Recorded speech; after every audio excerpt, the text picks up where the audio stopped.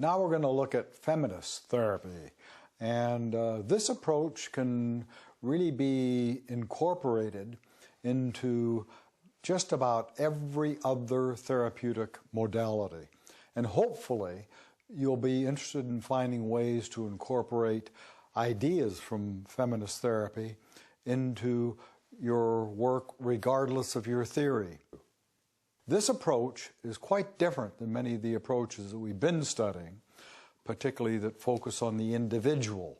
Psychoanalytic certainly initially focused on the individual, but when you get to feminist therapy, this is an approach that looks at context.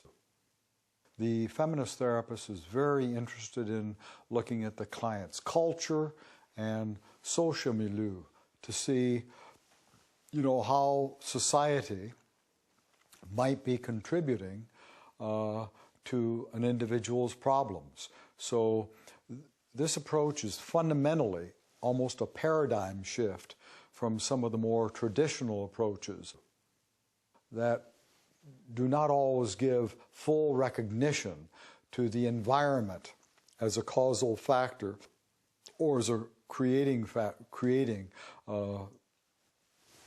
dysfunctional behaviors and thoughts in an individual. Feminist therapy and multicultural approaches are very similar. They share a lot of common ground.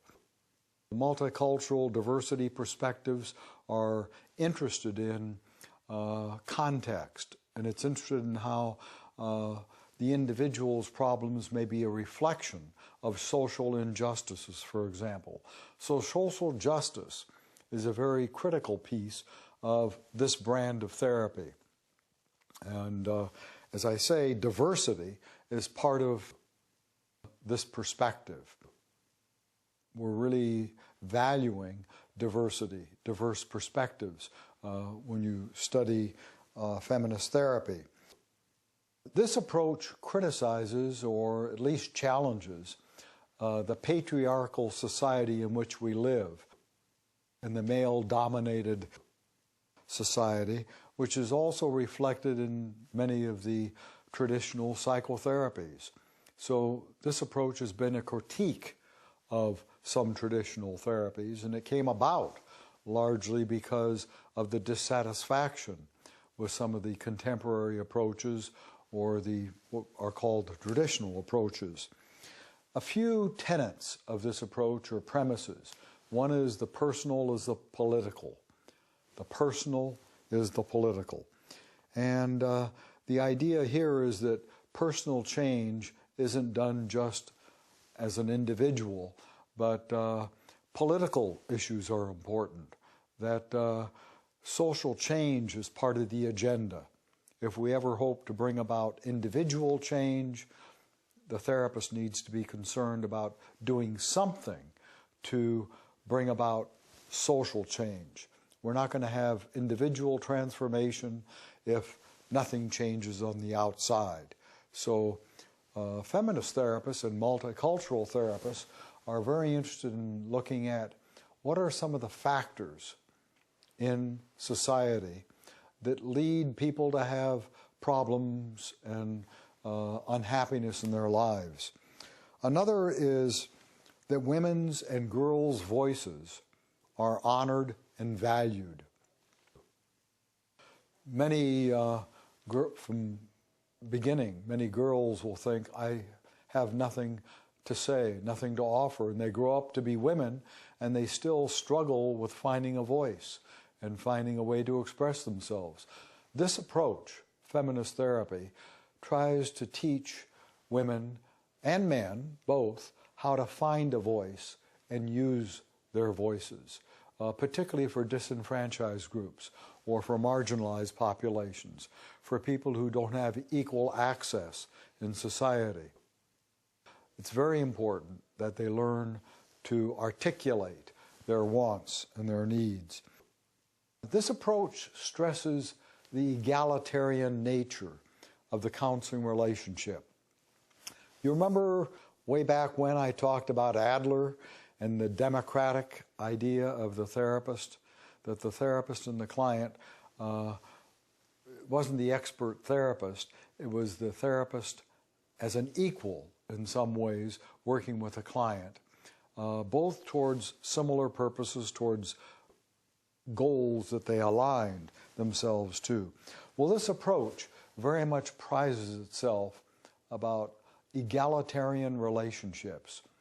So if you're a feminist therapist, and by the way, you can be a male and still be a feminist therapist. I know of several people who primarily align themselves with the feminist philosophy, and they're men. So don't think of feminist therapy as a therapy done by women, for women exclusively. There are aspects of feminist therapy that are very useful for men and women. And therapists of both genders can successfully incorporate many of the ideas and the basic principles of feminist therapy in their therapy, regardless of their therapeutic orientation. And the equality and the egalitarianism is one. A good feminist therapist, and an effective one, wants to teach the client about how the process works so that power is shared. Power is a very important part of feminist therapy, and a feminist therapist wants to share that power, so power is not abused or used against the client. And again, this is a notion that goes back to the Adlerians. Adlerians are very interested in sharing power and helping clients find a voice and encouraging them to write a new script to their lives. Another aspect of feminist therapy, another key concept, is that all types of oppression and discrimination are recognized in feminist therapy. So not just gender inequality, but racial, cultural, sexual orientation, ability, disability, any type of diversity. This is recognized in feminist therapy, and in our society and growing up, there are many sources of oppression, as well as there are many sources of privilege and power. There's the notion of white male privilege. Well, feminist therapists urge people to look at, privilege and how this affects our day-to-day living, and they try to deconstruct some privilege status. So in feminist therapy, what we're interested in doing is looking at how society has sometimes conditioned and socialized both women and men to adopt relatively rigid roles, sex or gender roles, whatever you want to call them. Many men have grown up thinking, I need to be stoic, I can't show emotions, I have to think my way through life, I have to be aggressive, I have to get what I want when I want it. Women are sometimes taught in society not to be too assertive because you might, offend. They're taught to be more passive in some regards. Now, feminist therapy says society has fed us a lot of messages that maybe we don't want to live by anymore. Maybe they're dysfunctional roles that lead to dysfunctional behavior. So feminist therapy, as well as multicultural therapy, is very interested in looking at how we can change the beliefs, cognitive behavioral again, how we can change our beliefs about what we've learned and how we behave as women and men in society. Maybe we want to incorporate some of the traits and characteristics of the other gender. Where is it written that women have to be one way, men have to be the other way? So this approach is very much of a collaborative one. There are a lot of techniques, by the way, that are borrowed from cognitive behavior therapy and feminist therapy, but there are a few techniques that are unique to feminist therapists, like power analysis, gender role analysis.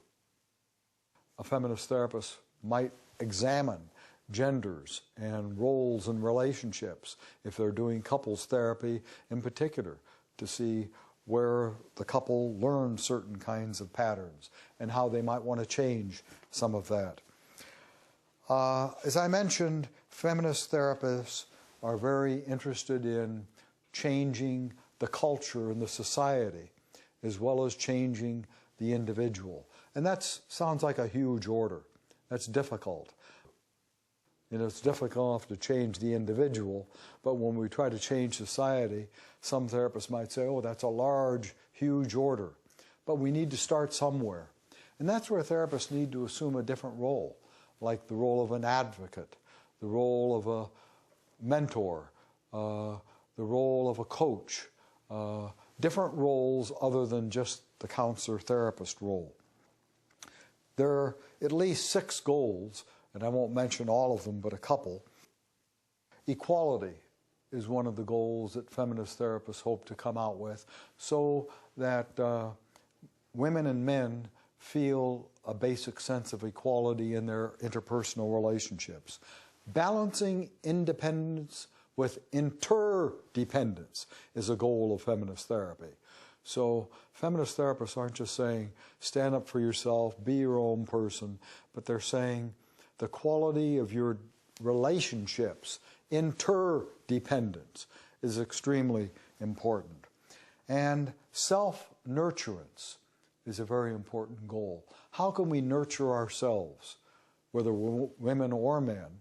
Feminist therapists have that as an agenda, as to teaching people how to do that. Empowerment, that's a key goal of feminist therapists. Many clients believe they have no power. They act powerlessly. And this approach really tries to help clients find their personal power. And that is amazing. That's what therapy is about, helping clients discover resources they didn't know existed. And also, another goal is valuing and affirming diversity. There are all sorts of ways of being in the world, and feminist therapists are committed to diverse approaches of being in the world and valuing diversity rather than saying we all have to be cut from the same cloth.